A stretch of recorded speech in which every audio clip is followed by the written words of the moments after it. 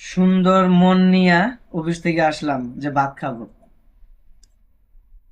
এখন ভাত নিলাম, এখন তরকারি নিতে চাই দেখি ডিম পুড়া লাইছে।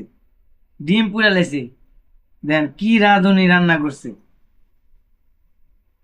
এই হলো রাঁধুনি, বড় বড় কথা বলে এই রান্না করতে পারে সেই রান্না করতে পারে, খুব ইন্টারেস্ট হয়। আজকে ডিম দেখেন পুড়া লাইছে।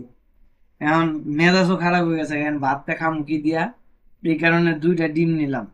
দুইটা পুরা ডিমই নিলাম, আজকে দুইটা পুরা ডিম দিয়েই খামু, আর কি করার।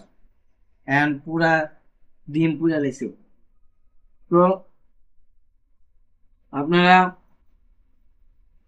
যারা বলবেন রান্না করতে, যেন চুলার মধ্যে রান্না থুইয়া তরকারি থুইয়া যেন কোনো কাজ না করে, আগে রান্না ঠিক মতো কইরা তারপরে যেন অন্য কাজ করে, এটা বলবেন, ঠিক আছে? না হলে এই যে না বললে এই যে আমার এই যে আমার রাঁধুনির মতো এরকম হবে। হুম। পুরা ওই যে পুরা তরকারি পুরা ডিম এইভাবে খাইতে হইবে। তরকারি তো পুড়ে গেছে, তরকারি নিলাম না, খালি ডিম দুইটা উড়াই নিলাম।